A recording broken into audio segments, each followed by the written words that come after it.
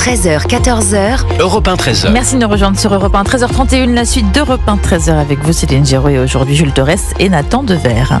Et on continue à décrypter l'actualité avec vous, chers auditeurs d'Europe 1. On revient sur ce sujet dont on a parlé dans le journal il y a quelques instants. 3 hommes ont donc été incarcérés après la mort de Jérémy, l'ex-agent municipal d'Orsay de 54 ans qui s'opposait au vol de sa moto. Ça s'est donc passé en Essonne. Un OQTF donc et 2 personnes en situation irrégulière. On va écouter l'émotion encore très vive dans cette commune d'Orsay. Écoutez Louis Leroy, il est conseiller municipal de la ville. Ce qui a causé la mort de notre ami collègue Jérémy, c'est 3 monstres qui, pour voler une moto, ont tué quelqu'un. Voilà. Aujourd'hui, tout ça nous met bien évidemment en colère, nous rend triste, nous bouleverse. Voilà, Louis Leroy, conseiller municipal d'Orsay hier soir sur CNews, se pose une fois encore, Jules Torres, la question des OQTF. Il était visé par au moins 2 OQTF, l'un des 3 individus. Il y avait un clandestin tunisien de 31 ans connu des services de police, il y avait un Libyen de 27 ans et donc ce fameux un autre clandestin libyen donc de 31 ans visé lui en effet par des OQTF. Honnêtement, on le commente toutes les semaines lorsqu'on n'a pas une grande actualité comme la motion de censure, c'est-à-dire que évidemment on a l'impression qu'il ne se passe plus rien dans le pays, alors que l'insécurité, elle continue de monter, des viols, des agressions, des meurtres, il y en a tous les jours Bruno Retailleau avait commencé en France. À mettre en place, à accélérer en tout cas le processus d'expulsion des OQTF. Il avait amorcé ce processus d'expulsion.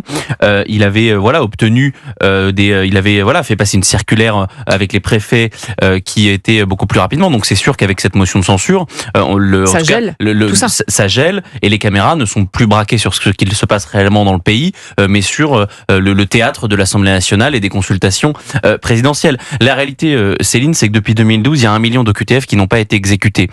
On a accueilli. C'est quoi, c'est environ 7%, 10%? C'est 7% par an. Sous Nicolas Sarkozy, c'était 25. Donc même 25, c'était pas un chiffre convenable. Ça, c'est Brice Hortefeux qui le dit, l'ancien ministre de l'Intérieur.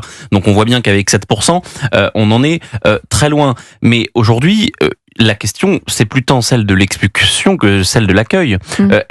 Quelle est la plus-value aujourd'hui de la France d'accueillir ce clandestin tunisien, ce clandestin libyen dans notre société? On voit bien que c'est une population qui est plus criminogène, qu'on accueille et qui n'a pas les mêmes valeurs et coutumes que nous. Et je veux quand même dire quelque chose qui, moi, dans cette affaire, me perturbe et me choque, c'est que c'est toujours les mêmes qui sont les victimes. C'est que cet homme, là, il avait 54 ans, il était dans une grande situation de précarité. Il était hébergé par un ami. Il était hébergé à Orsay par un ami. Ses proches nous disent que la chose qui comptait le plus pour lui finalement, c'était cette moto qu'il a essayé de défendre, qu'il ne voulait pas se faire voler. Et donc les premières victimes de l'insécurité, ce sont toujours les mêmes. Ce sont les plus précaires, les plus pauvres, ceux qui n'ont rien. C'est sûr que quand on habite dans un logement cossu, quand on est à l'abri de l'insécurité, on ne la vit pas cette insécurité. Donc il faut vraiment faire comprendre aux gens une chose, c'est que ce sont les personnes les plus défavorisées qui sont les premières victimes de cette immigration massive et de cette insécurité persistante. Nathan Dever. Je suis en désaccord avec la manière dont vous présentez les choses. Évidemment, là on parle d'un drame qui est absolument terrible. Et inutile. Donc personne n'a parlé d'ailleurs. Bien sûr, oui, on est les seuls quasiment à relayer cette information. De rendre hommage à ce monsieur, à cet agent municipal.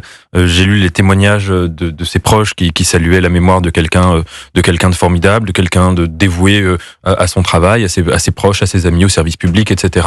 Et qui est mort absolument pour rien, dans des conditions monstrueuses, et tout ce que vous voudrez.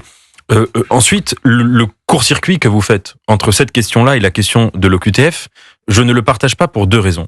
La première, c'est que on ne peut pas, quand on est confronté à un drame de cette nature, prélever un seul critère d'analyse, comme si ça allait réduire toute l'explication et que ça suffisait, si vous voulez, à expliquer l'émergence du mal. Imaginez un marxiste un peu caricatural qui, chaque fois qu'il y a des agressions, s'intéresse non pas à l'origine des criminels, ou des meurtres, non pas à l'origine des criminels, mais à leur situation socio-économique. Il arriverait à la conclusion que la plupart des cas, les vols, les meurtres avec les vols qui conduisent à des meurtres sont faits par des gens qui sont souvent assez pauvres, assez précaires. Et donc là, il pourrait dire, regardez, la pauvreté engendre la criminalité, ce qui serait faux, ce qui serait caricatural. Deuxièmement, j'aimerais juste rappeler, c'est que les OQTF, vous connaissez le chiffre mieux que moi, il y en a environ 10% qui sont Là, on parle d'une situation d'un étranger en situation bien sûr. irrégulière. Donc les OQTF, il y en a environ 10% qui sont liés à de la criminalité ou à de la délinquance. La majorité des OQTF, vraiment 9 ou 8 sur 10, c'est des situations, des décisions administratives qui concernent des irrégularités administratives. C'est des gens qui travaillent, parfois dans des restaurants, parfois ici ou parfois là-bas.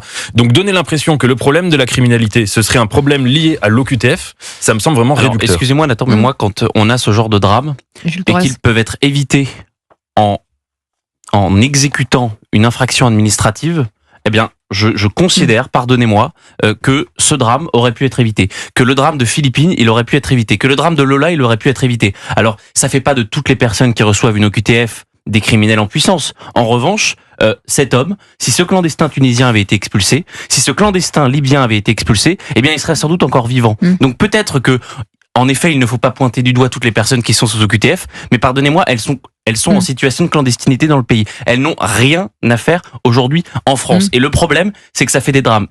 Et c'est pas juste un petit fait divers. C'est un fait divers, plus un fait divers, plus un fait divers, plus un fait divers. À la fin, ça fait un fait de société. Et ça fait que un certain nombre de personnalités, j'ai cité 3 affaires, franchement je pourrais vous en citer. Il y en a beaucoup, c'est vrai. Voilà, à Grenoble, à Lyon, on en a commenté, et même ici, on en a commenté des dizaines et des dizaines. Donc à un moment donné, je ne suis pas marxiste, je ne pense pas que cette question sociale soit... Je ne pense pas que quand on est une OQTF, on soit un criminel. En revanche, si on peut éviter tous ces drames, eh ben franchement,